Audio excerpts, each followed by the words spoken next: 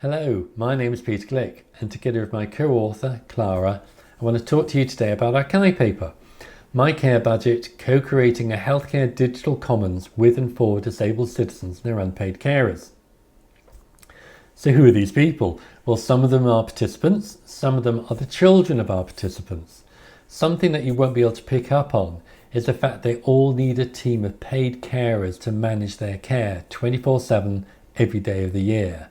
I think something that is obvious though is that they all are completely different people, so giving them the same care would just not be appropriate. But that's what used to happen. That's beginning to change there. We now have something called a personalised care paradigm, and for this group of people they can have a self-directed care budget, a personal health budget, or a PHB as it's called here in the UK, which is where we're based. This group of people then receive the care funding directly, so they gain the choice and control in their lives. So they can recruit, they can employ the carers they want to have in their homes and their lives. And that's something that's completely revolutionary to them. But there's a but here. Overnight they become an employer, an HR director, an accountant, counsellor, chief exec, the whole range. But the real issue is they gain very little support in this, and the state healthcare authorities hold on to the power, micromanaging their budgets. So let's do it. There's a research question here. How might we co-create socio-technical responses with disabled citizens and their unpaid carers to sustainably help address some of their immediate needs? Two big things here. One is that it's got to be co-designed with, and that's using a disabled movement banner of nothing about us without us. And any intervention we come up with has got to be sustainable. We can't place something into the real world, have it used by this group of people, they find it of value, and then we take it out as the research funding ends. Can't happen. So how are we going to go about doing this? Well, participatory design, but new participatory design, which is more political, it's more of an activist engagement, and there's a real collaboration here between researcher and participant. And there's no issue if we come up with something that's more of a social innovation rather than technology innovation. Hand in hand with new participatory design is action research. So this is where we have cycles, iterative cycles of plan, act, reflect. This is our second one I'm talking to you today. First one was at the previous CHI, which was looking about understanding the care practices of this group of people. Commoning comes into this as well. So we're looking at a democratic design of digital commons, but we have to have upfront design for sustainability and governance. But there's some challenges here when your participants are within this group of people.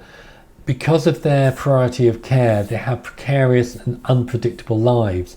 Caring has to dominate their time, and they cannot commit to workshop start times. And even if they do, you might find they have to leave halfway through a workshop. There's also a power dynamic here we have to account for.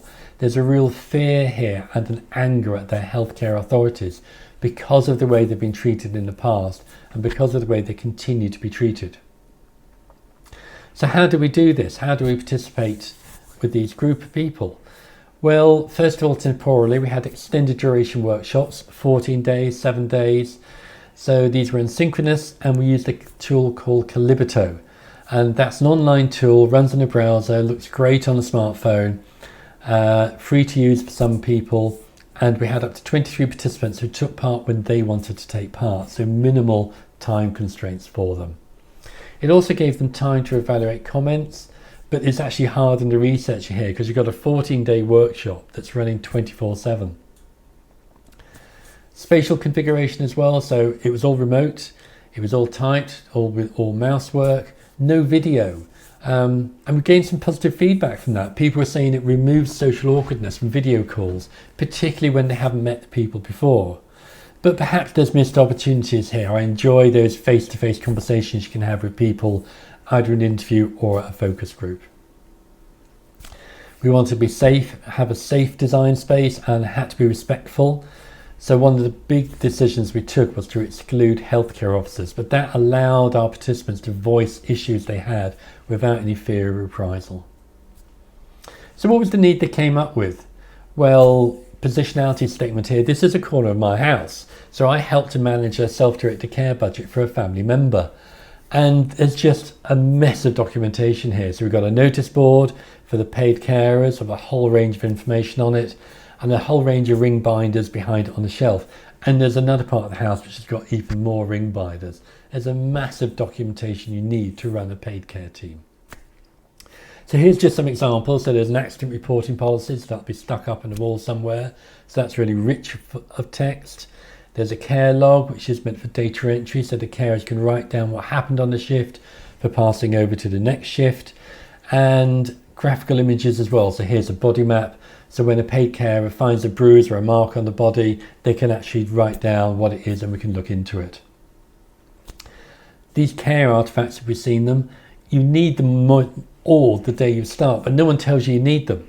And when you do find you have a need for one of these care artefacts, you can't find them. They're not on the internet, so everyone has to create their own.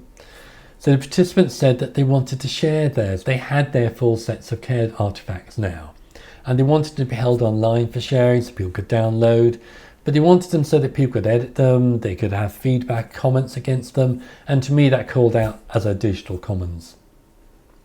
So how did we go about co-designing this digital commons? Well, in some ways it was a standard software development lifecycle.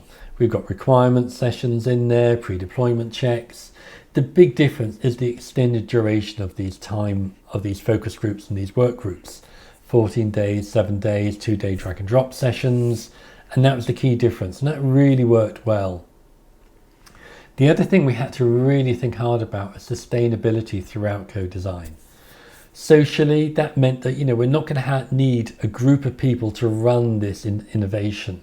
So you've got to account for governance, for conflict, for moderation. You need rules in place, but it's got to be automated where possible to make it really low effort.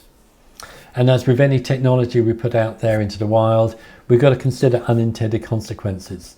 So don't sit there and worry about it. Ask the participants. They're the experts in their lives. They will be able to think up these unintended consequences and think of mitigations as well. Technically, you've got to really think about when that research money goes. So it's got to be low cost, it's got to be low effort. Open source, no bespoke code, so you don't need specialist developers after you go live. No university domain names, because when the research funding goes, the university domain names will probably go and the research project ends. So go straight to a commercial domain name, so there's no loss of value here. And virtual servers that scale, so no boxes underneath a desk that need maintenance, and virtual servers are very easy to scale up and down according to demand.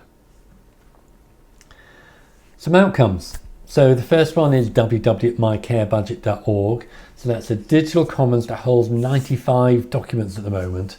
We used MediaWiki as the open source tool for that. So that's highly common. It's used for Wikipedia. So you can get a very familiar user interface here. And out of the box, it's you can use it on all sorts of devices: phones, tablets, desktops, laptops, no problem at all. And it's gone really well. We've got over 5,000 users here, predominantly in the UK, which is where we're based, but around the world as well. But there was an unexpected benefit as well. These quotes came unprompted from our participants. This meets our need to feel productive in society. We are part of a collective movement to be more empowered and less at the mercy of statutory systems. So this working with participants to really co-design with them, there's some really good benefits to be had with this way of working. So our takeaways from today, we aimed for a social and sustainable innovation, and our co-design allowed for complex power dynamics. It allowed for the lives of participants, but as a researcher you might not know about these things, so work together with participants to find out about these complex power dynamics, to find out about their lives. They'll tell you. And something that might be obvious, but I think it's always worth stating, participants are our most valuable resource. Thank you very much. There's a QR code if you want to scan it so you can have a look at MyCareBudget. And thank you very much, and looking forward to your questions.